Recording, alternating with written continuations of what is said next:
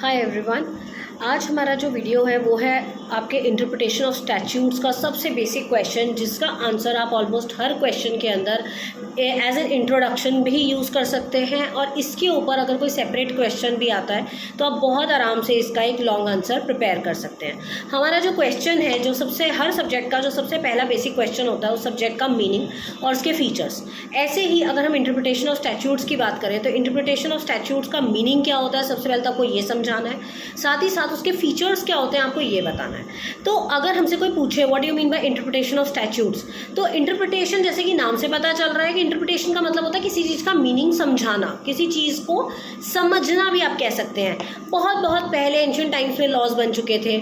अब उस टाइम के जो जूरिस्ट ने जब लॉज बनाए होंगे तो कुछ ना कुछ एसेंस रहा होगा उस चीज़ के पीछे, उसके पीछे कोई ना कोई उनका सेंस रहा होगा। अब वो लोग तो यहाँ है नहीं समझाने के लिए, तो उनके दिए हुए जो स्टैट्यूट्स हैं उसको इंटरप्रेट करना इज़ अ बिग थिंग। उस स्टैट्यूट को सही तरीके से समझना, उसके मीनिंग को समझना, उसको यूज़ करना is known as interpretation of statutes. अगर आपसे कोई प्रॉपर डेफिनेशन पूछे इसका इंटरप्रिटेशन का, तो आप बोलेंगे interpretation of statutes is a process by which the meaning of a particular legislation can be ascertained. एक किसी पर्टिकुलर लेजिस्लेशन के मीनिंग को एसर्टेन करना, उसको समझना, उसको समझाना इज़ नोन एज इंटरप्रिटेशन। अब इस इंटरप्रिटेशन को अलग अलग लोगों ने अपने अलग अलग लैंग्वेज में मीनिंग समझाया है।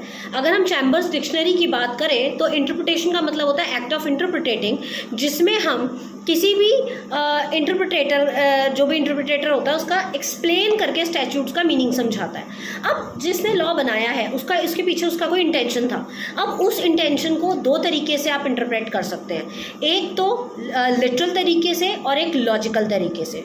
लिटरल तरीके से इंटरप्रेट करने का मतलब होता है जिसको जैसे बनाया गया है वर्ड टू वर्ड वही मीनिंग उसका लेकर आना, उसी मीनिंग में उसको समझना, चाहे उसका मीनिंग जो है वो अभी की प्रेजेंट सिचुएशन में, अभी के किसी प्रेजेंट केस में चाहे सेंसिबल बने या ना बने, हमें यूज़ उसको एज इट इज़ ही करना। उसको ग्रामेटिकली जैसे हम यूज़ करते हैं ना, जैसे ग्रामर बहुत ही स्ट्रिक्ट रूल्स एंड रेगुलेशन के साथ चलती है, वैसे ही लिटरल इंटरप्रिटेशन या ग्रामेटिकल इंटरप्रिटेशन होता है, उसको हमें एज इट इज़ चलाना होता है, एज इट इज़ हम उसको यूज़ करते हैं। बट जो दूसरा है लॉजिकल इंटरप्रिटेशन, उसका मतलब होता है कि समटाइम्स ज़रूरी नहीं है कि लिटरल इंटरप्रिटेशन आपको सही मीनिंग दे, वो कभी कभी एम्बिगियस रिजल्ट्स देता है, वो कभी कभी ऐसे मीनिंग निकाल के देता है जिसका आपके केस के साथ कोई दूर दूर तक लेना देना नहीं है। तो उस केस में courts are allowed to do logical interpretations also. जो लॉजिकल इंटरप्रिटेशन है, जैसे कि नाम से पता चल रहा है कि लॉजिकल इंटरप्रिटेशन का मतलब होता है जब आप किसी चीज़ में लॉजिक लगाते हैं। लॉजिक मतलब मीनिंग ये है, केस ये है, इसमें अगर इस चीज़ को बिठाया जाए तो कैसे बिठाया जाएगा, इसमें इसका क्या मतलब निकलेगा, this is known as logical interpretation. बहुत ही सिंपल सी चीज़ है, एक चीज़ को एज इट इज़ यूज़ करना, दैट इज़ लिटरल और ग्रामेटिकल।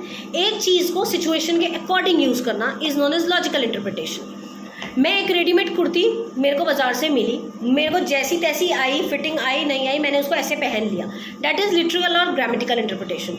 बट उस कुर्ती को मैं ऑल्टर करा के सही तरीके से सेट करके अपनी बॉडी के हिसाब से उसको बनाती हूँ और फिर उसको पहनती हूँ तो वो सेंसिबल लगेगी, वो लॉजिकल लगेगी, तो इसलिए उसको लॉजिकल बोलेंगे। तो इंटरप्रिटेशन भी इसी तरीके से होते हैं। दो तरह के इंटरप्रिटेशंस होते हैं, एक लॉजिकल और एक लिटरल। लिटरल का मीनिंग है एज इट इज़ इंटरप्रिटेशन का, जैसे ग्रामेटिकल मीनिंग निकल रहा है, डिक्शनरी मीनिंग निकल रहा है, उसको वैसे का वैसा यूज़ करना।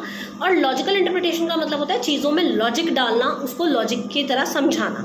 अब किसी भी चीज़ का जो लॉजिक है वो हमें क्या क्या चीज़ों की बुराइयां को दूर करता है। मतलब अगर हम किसी चीज़ में लॉजिकल इंटरप्रिटेशन यूज़ करते हैं, पहले तो कोशिश की जाती है लिटरल यूज़ करने की।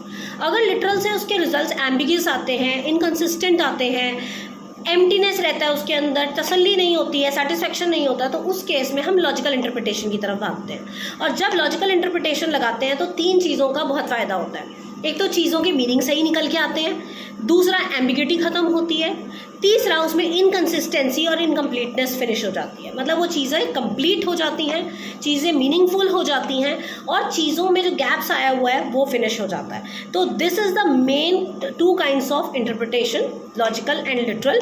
यहाँ पर आप पहले इंटरप्रिटेशन का मीनिंग समझाएंगे, फिर उसके बाद काइंड्स ऑफ इंटरप्रिटेशन बताएंगे, एंड इस कंटेंट को आप कहीं पर किसी क्वेश्चन में, इंटरप्रिटेशन के किसी भी क्वेश्चन में एज एन इंट्रोडक्शन यूज़ कर सकते हैं। ऐसे क्वेश्चंस आपके आंसर की लेंथ बढ़ाने में भी बहुत हेल्पफुल होते हैं। साथ में 2-3 ज्यूरिस्ट की अच्छी अच्छी डेफिनेशन डाल दीजिए। जैसे कि मैं आपको बताऊँ, मैंने आपको चैम्बर्स डिक्शनरी बताई थी, उसके बाद हम जे पार्के की डेफिनेशन बता सकते हैं। द कोर्ट में can do interpretation of statute to language of which contain more than one meaning. Court जो है उन लैंग्वेज का इंटरप्रिटेशन करता है जिनके मीनिंग एक से ज़्यादा निकल जाते हैं, और उन जब इंटरप्रिटेशन सही तरीके से नहीं होता तो उसका कंस्ट्रक्शन भी किया जा सकता है।